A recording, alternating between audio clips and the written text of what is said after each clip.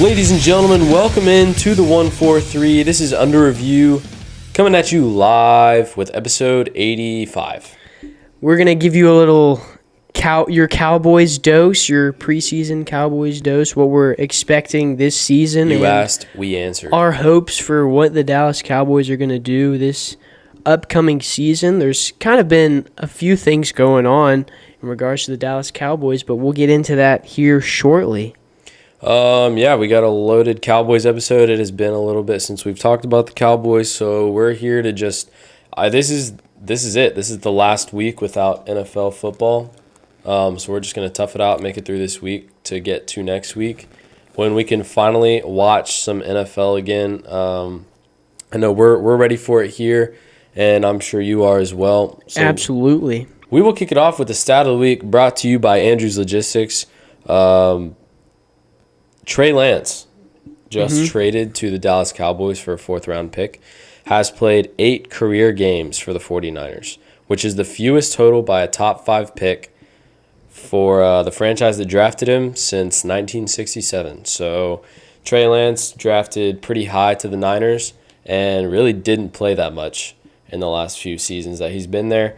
And so we got him for next to nothing, which we'll talk about in a little bit, but that's your stat of the week. Your player of the week, we got to highlight him. You know, we've talked about him a little bit during this Cowboys offseason, is Deuce Vaughn. He was drafted out of Kansas State after his junior year. Had a pretty big year there where he ran for a total of 1,558 yards for 9 touchdowns. He was averaging 5.5 yards a carry, and he brings a good offensive or a good repertoire to our offense. You know, he's just another weapon we get to have in the backfield, another good body we have in the running back room. You know, super fast, super explosive, just a really quick guy, and I think we're all pretty excited to see what he does as probably the running back 3 this season. When we got word that Deuce might be coming to the Cowboys, I drove down to New Orleans for the Sugar Bowl and saw him play, and I got to say it was pretty special. He had a couple, Kansas State got absolutely destroyed by Alabama, but Deuce Vaughn had a really good game, and what we've seen in the preseason has been nothing but promising. I think, didn't he broke one for like 80 or something like that game? Yes, he did. I think it was like one of their only scores. Just showing off some elite level speed, against which Bama is defense. exactly I was about to say, against a good solid defense, which is exactly what the Cowboys are needing right now. He had good outings this preseason. I think everyone's pretty encouraged. I think he could easily take that running back too. Obviously, people overlook him because he's a smaller guy. He's short. He's 5'5"? He's 5'6", 172, so not a big guy, but we've seen smaller backs be successful in the league. You know, in regards to stature, like you think about Darren Sproles, he was a smaller guy. It helps to be small and quick. And also the other thing too is the way the game is played now, with running backs being more used as pass catchers. Then you don't have to be, you know, this big, just burly unit anymore. You can be a smaller guy as long as, you know, you're quick, super athletic, and have really great hands. I think you can be useful in the running back room. Agreed. So congrats to Deuce. Hopefully we'll be seeing him again on Player of the Week for something he did in the regular season. Absolutely. Let's dive into it. Let's talk Cowboys football. let's just talk about the biggest thing that happened this week. Kind of shocked the NFL world. I know I was pretty surprised by it. I know Nick was too. Trey Lance, former 3rd pick in the draft for the 49ers, was traded to the Dallas Cowboys for a 4th-round pick. When the Niners drafted him, they traded 3 first-round picks to go up and get him. So I would say his stock has fallen quite a bit since he's been in the league. Nick, thoughts on that trade? Obviously, I would say I approve. I mean, we got him for next to nothing. It was a 4th-round pick, so for how high he was taken, I'd say we got him for extremely cheap. Obviously, not fully, completely aware of what we're getting. His talent was highly anticipated when he was drafted, but unfortunately he just hasn't been able to play a lot of games, and so maybe he could be the future for the Cowboys, you know, sit a couple years, year or two maybe he's got 2 behind years Dak. left on his contract. And then, I don't know, we'll see where it goes from there, but, I mean, I don't hate it. I think it's a good, solid pick. I love it. Pick up. I think it was a great move just because of what we got him for. If we had given up anything else, anything more, I would have been like, I don't like this move. But we got him for next to nothing. Like Nick said, I think our quarterback room is pretty good now. I mean, Cooper Rush will obviously be the backup because he's the best backup in the league. Absolutely. So Trey Lance will be the number 3, and I think having the third guy is kind of like your developmental player that could potentially, I'm not saying he will, could potentially eventually take over the team. He's a very young player, and he's got a lot of raw talent. That's why he was drafted so high. He looks really good. He's got great arm strength. The only problem is he did not work in that San Francisco offense, which that's a tough offense to play in as a quarterback. You can't just jump in there and figure it out. I mean, you've got to really – maybe he just didn't take the time to work on it. He got injured a couple times. So hopefully this is what he needs to kind of get a reboot on his career. And he's still young. I think he's got a lot of potential. And like I said, if he doesn't work out, we didn't really give up anything for him. And if he does work out, it will be the greatest steal ever. Obviously, the two things that I'm worried about is obviously how can Mike McCarthy and Dak Prescott be good, I guess, influences, in his developmental process, because obviously Dak gets a lot of hate. But I think Dak has good football IQ, but he just doesn't always have the ability to, I would say, just go through with that. I mean, we saw he called a pretty good game, I'd say, as an offensive coordinator. Took the play calling on Saturday. And we had 31 offensive points. Yeah, Will Grier was playing his last game. We were playing the Raiders. Will Grier put up great numbers because he did. Dak. He did really good. I mean, Dak was aware of all the coverages. He was able to call good, solid plays, and that's what we're looking forward to this year as well. And so I'm hoping that, Dak can be a good influence on helping coach up Trey Lance, because he could possibly be the future. But obviously, you never know. You can't put any expectations on this trade just yet. And then also with Mike McCarthy, his coaching style and ability has been in question for. There's a good chance this is Mike McCarthy's I would say every year he's been. Yeah. Each and every year he's been under the Cowboys rule, but also with Dak being the offensive coordinator, we got to show off his play calling skills, which is going to be we're going to see more of that this season, because Mike McCarthy was letting everyone know that the offense basically is going to run through Dak. So if Dak sees something on the field, he can call it however he pleases. And so that'll be either really good or really bad. That could be really good or really bad, because I think Dak I think he's competent. I think he knows he has his moments. What's going on, but it's just he doesn't always perform in the correct way. But maybe this will help Dak feel a little bit more comfortable with getting to call what he sees out there. Mike McCarthy is technically calling the plays, which I would much rather Dak call the plays anyways. So, but also I think that means it's kind of make or break for both, because right, you could blame Kellen Moore for Dak's poor performance or the offense's poor performance in the past, but now there's nobody. So if the offense is bad, it's McCarthy's fault or it's Dak's fault. So or both. So there's no one to pass off the blame. So the amount of weapons that this offense has, we truly get to see, I guess basically whose fault it is. It won't be like we've got a great offensive line, great receivers, good tight ends, great running backs. Like, there will be no excuses. I'm getting more and more excited about the Brandon Cooks pickup, just because he's been productive on every single team that he's played on. He's recorded, I want to say 4. Off the top of my head, I'm thinking 4,000-yard seasons with, and he's played pretty much every season he's healthy. He's played for 5 teams, if I remember correctly. Because I know he's recorded a 1,000-yard season with the Patriots. He did it with the Texans. He did it with the Saints, and he did it with the Rams. So all very different quarterbacks. That just goes to show you that he is extremely talented and extremely useful in every single offensive scenario that he's in. So he's going to be a huge weapon for the Cowboys this year. I mean, what really is in question this year is the offense. The defense is going to be great, just like it was last year and the year before, Micah Parsons will come out and hopefully take that Defensive Player of the Year. I mean, everyone's saying this year is going to be his biggest year. He's looking better. He's looking bigger. That he is. If He's that was looking even possible huge from last season. So everyone's very excited about the defense, but what is in question is the offense and mainly the quarterback, because the stat we keep bringing up, Dak led the league in interceptions, only playing 12 games last year. Sometimes he would just make a terrible read and be very careless with the ball.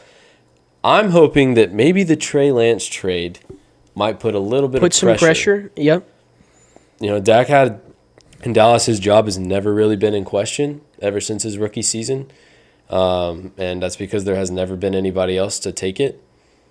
Trey Lance, while he has not shown much, has a lot of talent and a lot of potential. So I mean, with him being young, Yes. obviously that presents a challenge because, like Joseph said, I mean, there's never been anybody that was rivaling Dak for his position. because But Dak now, took all the money. So exactly, because we couldn't pay anyone else. But now Dak has, who some might argue, a competent backup that is rivaling him for his job. So I hope that he can answer the pressure with hopefully some good success. this is a healthy QB room, I think, and I Yes. hope this will make all of them better. Like there's no real competition from Cooper Rush. He's shown that he's not really like your 17-game starter, but he's a great backup quarterback. He's probably the most trusted backup quarterback in the league. So, they help each other, Cooper and Dak, and then hopefully Trey Lance will be there, just kind of reminding Dak, hey, listen, like you need to be on top of your game. Like you still have to earn, every year you have to earn your spot in the NFL.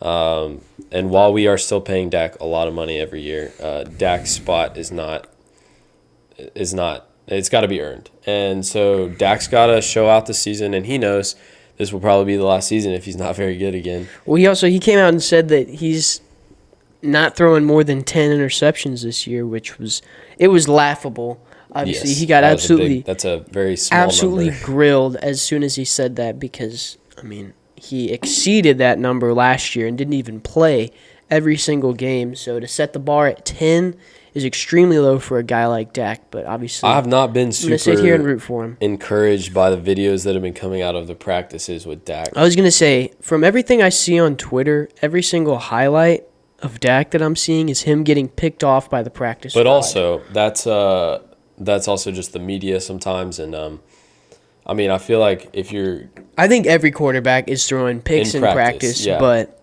Well, they're trying all different sorts of things in practices and stuff, but I don't love seeing those videos. Mm-hmm. Definitely. obviously the thing that gets highlighted for Cowboys fans is all the picks that Dak throws. Yes. And so that makes me feel a little uneasy.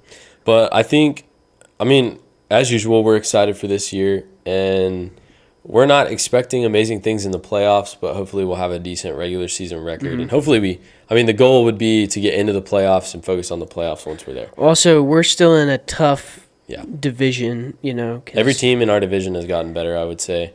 obviously the Commanders are still no threat, but they do at least. They have a competent offensive coordinator, and But obviously their quarterback is trash, and Sam Howell, I'm not expecting anything from that.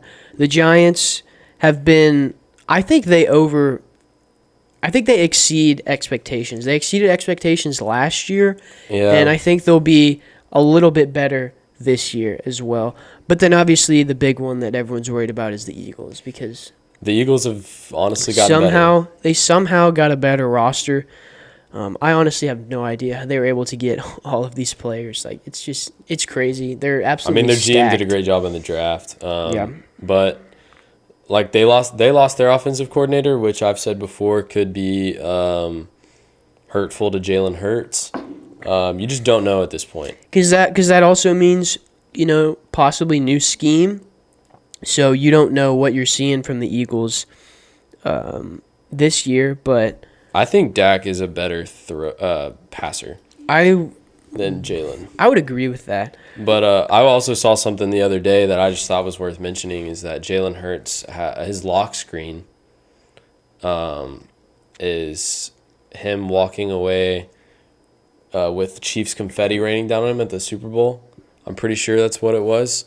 So he's using that as motivation this year Yeah, to try to get back. I mean, and unfortunately, I don't think that they will get back. Here's the other thing you got to think about is, Eagles fans, they talk big game like they're going back to the Super Bowl like every single year. But you have to remember how they got there. Thinking back to Donovan McNabb, went to the Super Bowl in his 6th year, and he was supposed to be the guy. Well, they lost that Super Bowl and never went back with Donovan McNabb. It's hard to get to this until they went back with Nick Foles and they beat the Patriots. But could we see history repeat itself? I mean, I think so. With the Eagles? Yeah, absolutely. Absolutely. I think you just have to remember how they got to the Super Bowl was the very first drive of the NFC Championship game. Brock Purdy hurts his arm and he's out for the rest of the game. Just like the 49ers had a better team. Well, the other thing they still do. Was that play deflated everyone, including the defense, because I remember, this was a mic'd up moment that you saw after the game was Fred Warner. He's sitting on the bench with his helmet off. Obviously, his offense is on the field, but he's not. I guess he didn't really see that Brock Purdy had been taken out of the game, but he's looking up like where's Purdy at? Where's Brock at? And someone comes over and says he's hurt, and he's like, oh, he's hurt. And you could see kind of on the look of his face that a little bit of life just kind of got sucked out of him. So that really affected everybody, including the offense. The 49ers are, I think, the favorites to win the NFC this year. I mean, wouldn't be surprised if they have a solid team. They have a great team. I think they have the best team in the NFC right now. Brock Purdy's been looking good in that offense. Obviously, they didn't really lose anybody. He came out of nowhere. From the Eagles too. Yeah, he came out of nowhere last year, and then Sam Darnold was the other big addition in the QB room. I mean, it'll be solid. It'll be a tight NFC. We have to worry about the Eagles for right now. But like we were saying with the Cowboys, everything looks like it is in place. Now it's up to Dak. It's really up to Dak because if he's not moving, the offense isn't moving and the game's not being won. Our defense is great, but they can't win games. I mean, I agree with that. I like the schedule that we have. It's tougher, which I think is good. Yes. So obviously we were not ready for the playoffs last year. We went 12-5 last year and 12-5 the year before that. So I feel like that's what's going to be expected this year for the Cowboys, but I don't know if that's necessarily feasible with how many difficult opponents we have a lot of hard games. We have. So I think the record might be a little worse, but I think the team that doesn't necessarily mean that the team is worse than we said last season. I think the team will be solid. Goal is playoffs. Once we get to playoffs, we figure out what to do from there. Exactly. But that's what we need to focus on. Obviously, always the goal is Super Bowl, but right now the immediate goal, try to win the division, get to the playoffs. I'm gonna say, my prediction is we're gonna go about. I'm gonna say 10-7, 11-6. That range. I like that too. I don't think we're losing. Hopefully, not less than 10 games. Hopefully, we're winning not less than 10 games. Yeah, absolutely. But you wonder every now and again as a Cowboys fan why do we get roasted so much? But then I saw a clip from someone else's podcast where they were trying to float the idea that the Cowboys would win 14 games and lose 3. Yeah. And it's that's where we get it from. There have been a lot of Cowboys fans saying that this is our year, and that's where we get the stuff from. Not every year is our year, and I don't think that necessarily this is our year, but I think we have a chance. Exactly. And there are teams that don't have a chance coming in the season, and there are teams that do, and we have a chance. Well, also, here's the other thing is, are we supposed to just roll over and die and not be excited about our team? I mean, exactly. We got Bears fans over here spewing garbage out of their mouth talking about Justin Fields and he's supposed to bring the franchise back or whatever and stuff like that. And I think he has a 5-20 record. I think the Bears are going to be. They might win 2 or 3 more games than they did last year, but I think they're going to be just as good. I just would like to say at the end of the season there are 31 teams that don't make the Super Bowl. Exactly, and there's only one team that gets highlighted for not winning the Super Bowl, and that's us the Cowboys. For some reason. But there are lots of other teams that don't make it and don't win it. The Eagles last year, after the Super Bowl, everybody still loved the Eagles. Everyone wanted to talk about how good Jalen Hurts was, but where was he in prime time? I didn't see him. He was nowhere to be found for me. But obviously, anything could happen. We're excited. As a Cowboys fan, it always looks good on pen and paper before the season. you're always expecting big things, but it's just unfortunate the way it ends most of the time. Some football. We were ready for the season to start. Yeah, absolutely. And we'll just take this energy into next week because we will finally have some football. Yes. The first Thursday night game of the year, which kicks off the season. So, here's your like to end our shows on Under Review. I've brought to you a quote from Tiki Barber. He said, "Every day is an opportunity disguised as a challenge," and that's the truth. That is the truth. We thank y'all for tuning in this week. Tune in next week for our Week 1 preview episode as we highlight the games that we're looking forward to for Week 1. Thank you for listening this week. See you next week on Under Review.